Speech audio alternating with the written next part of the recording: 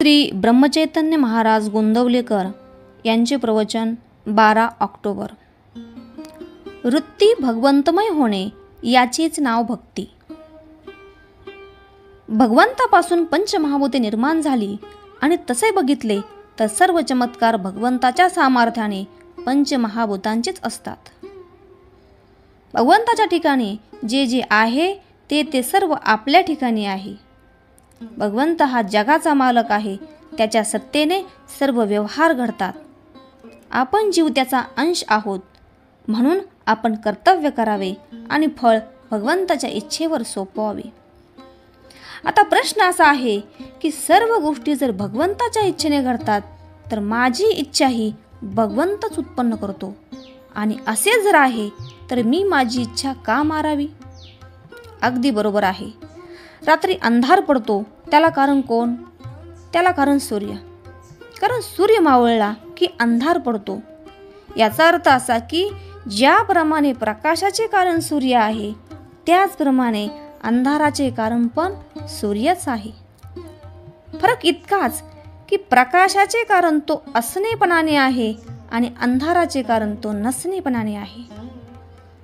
हे जसे खरे तसे माझ्या इच्छेचे कारण सुद्धा भगवंतच आहे, पण तो नसणेपणाने कारण आहे इतकेच. सारांश, भगवंताचा विसर पडला की माझी इच्छा जन्म पावते. म्हणून ज्याला भगवंत हवा असेल त्याने त्याचे स्मरण करावे आणि आपली इच्छा त्याला अर्पण करावी. आपली देहबुद्धी नष्ट झाली की भगवंत ओळखता येतो. ज्याप्रमाणे इमारतीचा नकाशा कागदावर असतो त्याचप्रमाणे सगुण मूर्ती हेच आपले परब्रह्म.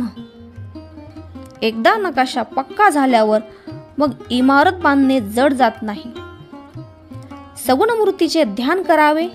ब्रह्म निराकार आहे, त्याला आकारात आणणे ही चूक आहे असे कुणी कुणी म्हणतात.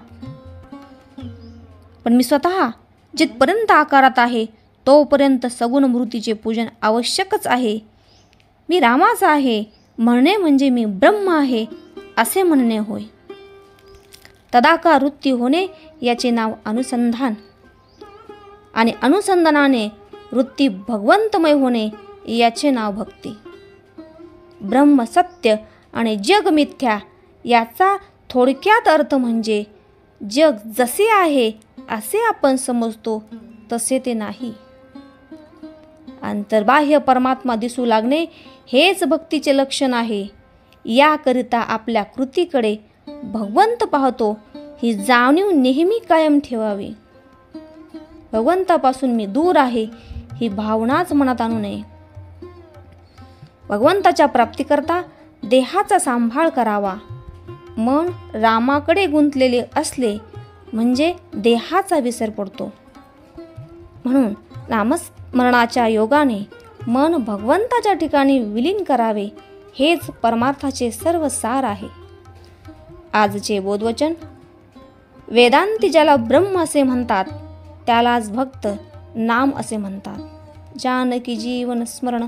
जय जय राम.